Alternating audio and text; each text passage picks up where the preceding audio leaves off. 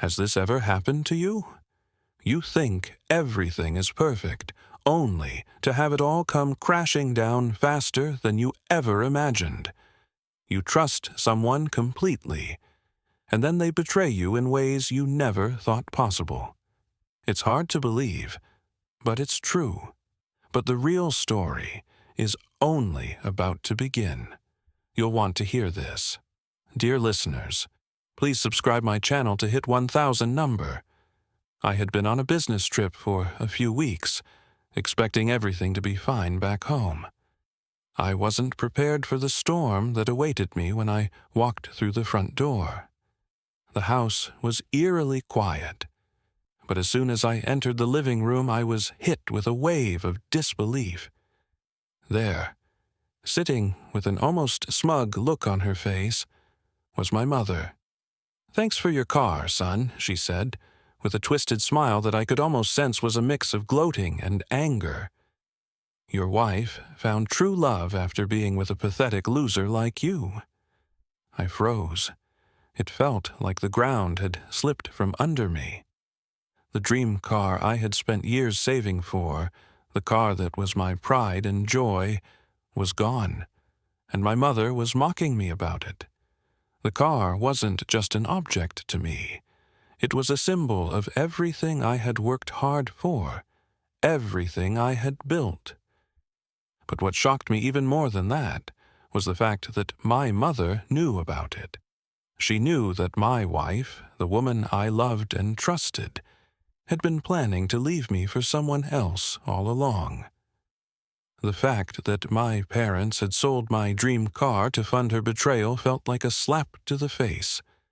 I had no words, no immediate response, except for one thing: laughter. It wasn't a laugh of amusement, it was a laugh of disbelief, anger, and, most of all, powerlessness. But as the truth dawned on me, something within me began to shift. I wasn't the pathetic loser she thought I was. My mother, noticing my reaction, was confused. "Why are you laughing?" she demanded, her voice filled with frustration. I looked at my mother, still chuckling softly, though the amusement had faded. My mind was racing, but my heart was calm. I could feel the weight of everything that had happened, the betrayal, the deceit, the lies. I could feel how fragile everything had become. But I also knew one thing for sure. I wasn't going to take this lying down. With a deep breath, I met my mother's gaze and said, "You have no idea what's really going on, do you?" Her expression shifted, a frown creeping across her face. "What the hell are you talking about?" I shook my head. "The reason I'm laughing, Mom, is because I already know everything. You and Dad, selling my car to fund her little engagement, making me look like the fool. But what you don't know is that I've been planning my revenge for weeks." The room went dead silent. I could see the realization dawning on her face. She wasn't expecting this. She thought she was in control of everything, like she always was. She believed I was the one in the wrong, that I had somehow failed. But I was about to show her who the real fool was. "Revenge?" she whispered, almost as if she hadn't quite processed the word. "What are you talking about?" I smiled. "Oh, you'll see." I watched my mother closely, noting the way her expression shifted from confusion to a hint of fear. It wasn't often that I stood my ground like this, but today was different. Today, I wasn't the broken man she thought I was. Today, I was the one in control. "You sold my dream car, huh?" I continued, letting the weight of my words sink in. "Do you really think that was the worst of it? You've no idea what I've been dealing with these past few weeks, and you have no idea what you've actually been enabling." My mother's face reddened slightly, her lips pressed tightly together. "What are you talking about?" she asked again, a little more sharply this time, but I could hear the unease creeping into her voice. I leaned forward, my tone becoming colder, more deliberate. You know what I'm talking about. My wife, your daughter-in-law, who you so blindly supported, she's been cheating on me with her boss. I found out while I was away, and everything you think you know about this situation is wrong.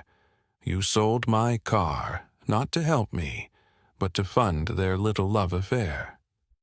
The room seemed to shrink, the tension hanging thick in the air. My mother, who had always been so sure of herself, suddenly seemed small, vulnerable.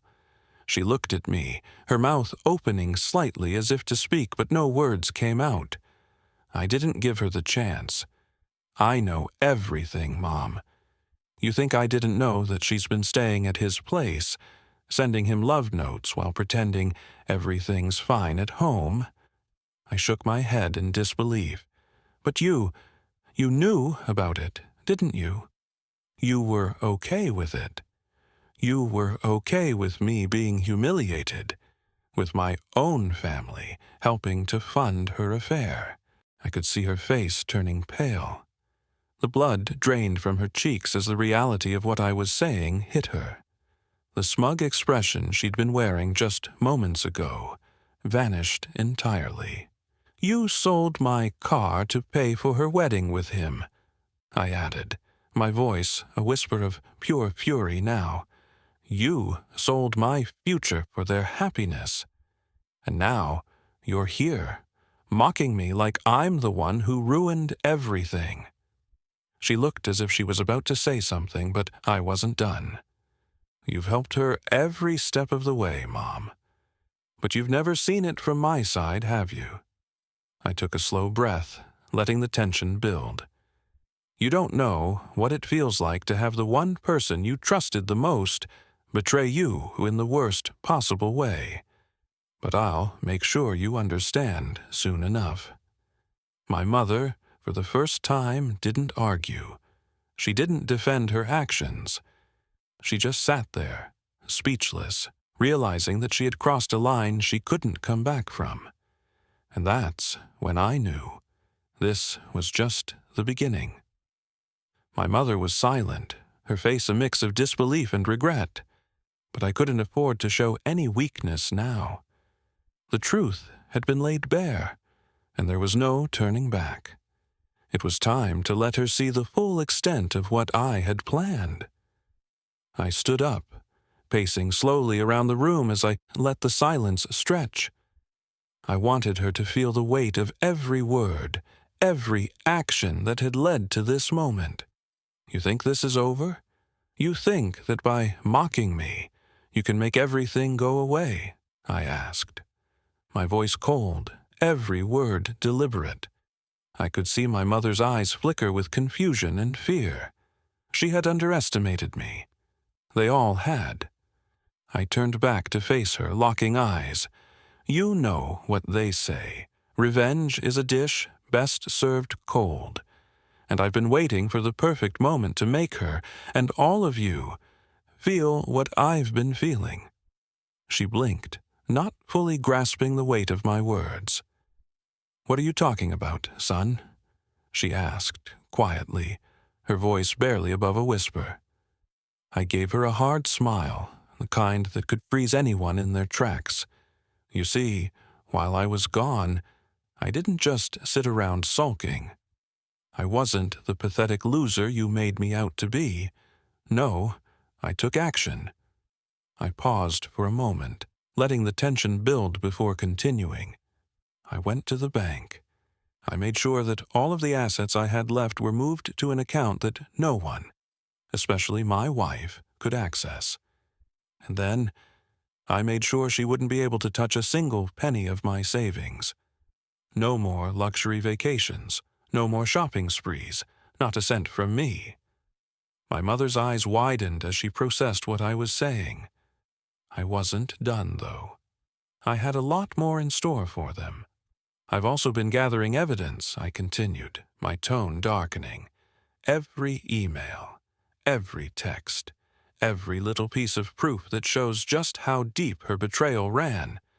I'm going to make sure that when this all comes out, she's not just left with nothing, she's going to lose everything. My mother's face turned white as she began to understand the extent of my plan. Her lips trembled as she opened her mouth, but no words came out. I wasn't finished yet. "You see," I said slowly, the smirk never leaving my face. "Revenge isn't just about striking back. It's about making sure they understand how much they've destroyed. And when she realizes what I've taken from her, when she understands how badly I've outplayed her, well, that's when the real punishment begins." I leaned in close to her, my voice soft but menacing. "And trust me, Mom, she will understand. When she has nothing left, she'll finally get a taste of what it feels like to be betrayed." The days that followed were a blur of calculated steps, each one designed to bring my wife crashing down from the high she'd been riding. I knew it wouldn't be easy to break her, not after everything she had done. But the moment I saw her face, the moment I saw the way she acted like nothing had changed, I knew I had to let her believe she was winning just a little longer. I needed her to be fully exposed when the time came. I let her carry on with her affair, never once revealing that I knew what she had been up to. It wasn't out of weakness, it was out of strategy. I wanted her to think she had won, to think she could do whatever she wanted without consequences. I let her flaunt her new life, the engagement ring, the weekends away with her lover. I watched from the sidelines, gathering more and more evidence, knowing that the moment of reckoning would come. Then, one evening, it all started to unravel. I had arranged for a quiet meeting with her boss, the man she had been sneaking around with. He wasn't expecting me, but I knew how to make him listen. I made sure that everything was in place. The texts, the phone calls, the meetings, every part of their little affair was meticulously documented. As I sat across from him, I could see the panic in his eyes, the realization that this wasn't just about a simple fling anymore. This was about his career, his reputation, and everything he had built. "I know everything," I told him flatly. "And when the time comes, I'll make sure it all comes out. Your marriage, your job, your life. It'll all be over." He shifted uncomfortably in his seat, but there was nothing he could say. I had him right where I wanted him. The next day, I confronted my wife. I told her everything, the car, the affair, the proof I had accumulated, and watched as her world began to collapse around her. At first, she denied everything, tried to spin her lies, but when I laid it all out for her, the reality hit her like a freight train. Her face went pale, her mouth dry, as she realized the extent of the trap she had walked right into. "You thought you could get away with this, didn't you?" I said, my voice ice cold. "You thought you could tear apart everything I built without facing the consequences." Her knees buckled, and she fell into a chair, her hands shaking. For the first time in a long while, I saw her as the weak, desperate woman she truly was. No longer the confident, self-assured person who had betrayed me, just a woman who had lost everything. "You're nothing without me," I added, watching her crumble under the weight of her own guilt. "You'll see that soon enough." She pleaded, begged for forgiveness, but I wasn't interested in listening to her excuses. It was too late for that. The damage had been done, and she would pay the price for everything she had taken from me. The fallout from my wife's betrayal was swift and devastating. The day after I confronted her, I made sure to follow through on everything I had set in motion. My plan was too far along, and there was no turning back now. My revenge had been carefully crafted. and I knew that the final act was about to unfold. I reached out to a few people, attorneys, friends who owed me favors, and even a few journalists who I knew had connections in the right circles. It didn't take long for word to get around about her affair. I made sure it wasn't just the people who mattered to her who knew.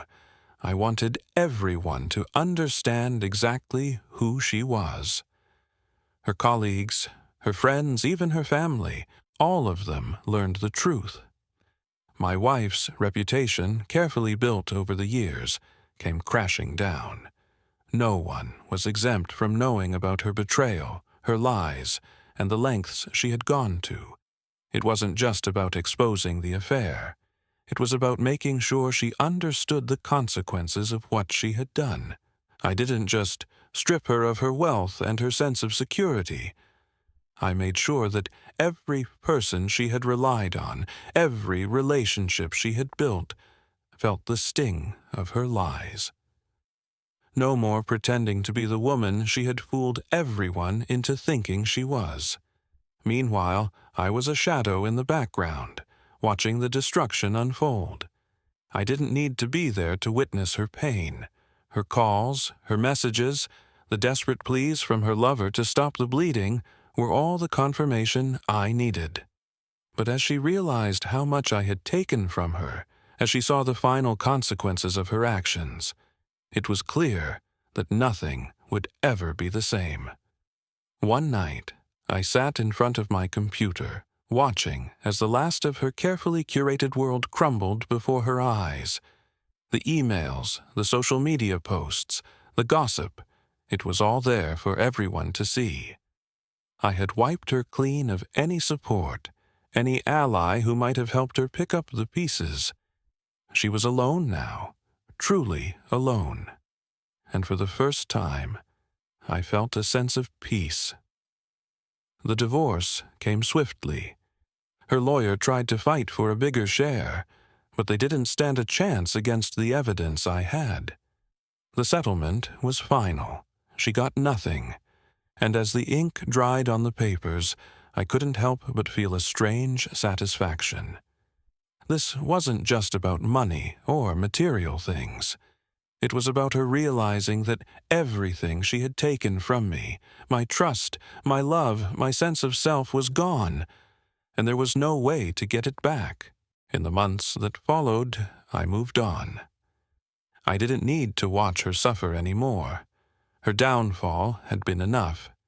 My life began to rebuild, slowly at first, but it did rebuild. And as I reflected on everything that had happened, I realized that my true revenge wasn't in her suffering. It was in my own recovery.